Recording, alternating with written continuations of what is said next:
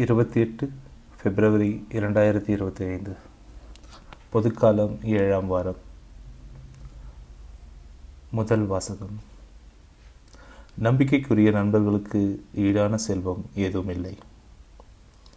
சீராக்கின் ஞான நூலிலிருந்து வாசகம். அதிகாரம் 6, இறைவசனங்கள் 5-17 முடிய. இன்சொல் நண்பர் தொகையை பெருக்கும். பண்பான பேச்சு உன் மதிப்பை உயர்த்தும். அனைவரோடும் நட்புடன் பழகு, ஆனால் 1000-ல் ஒருவரே உனக்கு ஆலோசகராய் இருக்கட்டும். ஆய்ந்து நட்புக்கொள், நண்பரையும் விரைவில் நம்பிவிடாதே. தன்னலம் தேடும் நண்பர்களும் உண்டு.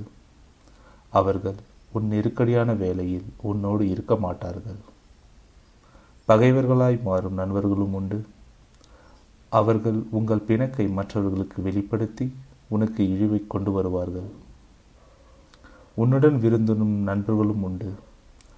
அவர்கள் உன் நெருக்கடியான வேளையில் உன்னோடு இருக்க மாட்டார்கள். நீ நல்ல நிலையில் இருக்கும்பொழுது அவர்கள் உன் உயிருக்கு உயிரான நண்பர்களாய் இருப்பார்கள்.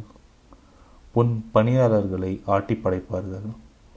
நீ தாழ்ந்துவிட்டால் உனக்கு எதிராய் அவர்கள் மாறுவார்கள். உன் முகத்தில் விழிக்க மாட்டார்கள். உன் பகைவர்களிடமிருந்து விலகினில். உன் நண்பர்களிடம் எச்சரிக்கையாயிரு. நம்பிக்கைக்குரிய நண்பர்கள் பாதுகாப்பான புகலிடம் போன்றவர்கள். இத்தகைய நண்பர்களை கண்டவர்கள் புதையலை கண்டவரை போன்றவர்கள். நம்பிக்கைக்குரிய நண்பர்களுக்கு ஈடான செல்வம் ஏதுமில்லை. அவர்களது தகமைக்கு அளவுகோல் இல்லை. நம்பிக்கைக்குரிய நண்பர்கள் நலமளிக்கும் மருந்து போன்றவர்கள். ஆண்டவருக்கு அஞ்சுவோரே இத்தகைய நண்பர்களை கண்டடைவர். ஆண்டவருக்கு அஞ்சுவோரே முறையான நட்பேணுவோர். அவர்களை அடுத்தவர்களும் அவர்களைப் போலவே இருப்பார்கள். இது ஆண்டவரின் அருள்வாக்கு. இறைவா, உமக்கு நன்றி.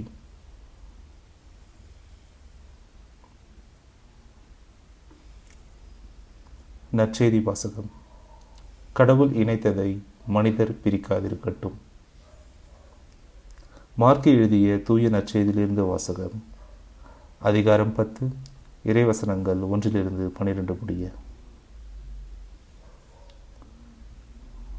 அக்காலத்தில் இயேசு புறப்பட்டு யூதேயா பகுதிகளுக்கும் யோர்தான் அக்கரை பகுதிக்கும் வந்தார். மீண்டும் மக்கள் அவரிடம் கூடி வந்தனர். அவரும் வழக்கம் போல் மீண்டும் அவர்களுக்கு கற்பித்தார்.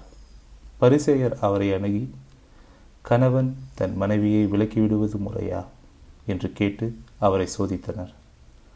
அவர் அவர்களிடம் மறுமொழியாக, மோசே உங்களுக்கு இட்ட கட்டளை என்ன என்று கேட்டார். அவர்கள், மோசே மணவிலக்கு சான்றிதழ் எழுதி அவரை விலக்கிவிடலாம் என்று அனுமதி அளித்துள்ளார் என்று கூறினார்கள்.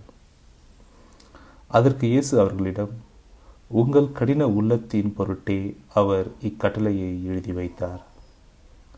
படைப்பின் தொடக்கத்திலேயே கடவுள் ஆணும் பெண்ணுமாக அவர்களை படைத்தார். இதனால் கணவன் தன் தாய் தந்தையை விட்டுவிட்டு தன் மனைவியுடன் ஒன்றிப்பான். இருவரும் ஒரே உடலாயிருப்பர். இனி அவர்கள் இருவரல்ல, ஒரே உடல். எனவே கடவுள் இணைத்ததை மனிதர் பிரிக்காதிருக்கட்டும் என்றார். பின்னர் வீட்டில் இதை பற்றி மீண்டும் சீடர் அவரிடம் கேட்டனர்.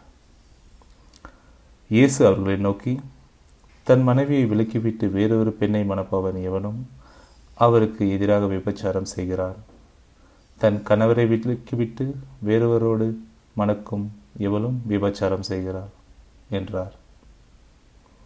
இது ஆண்டவரின் அருள்வாக்கு. இறைவா, உமக்கு நன்றி.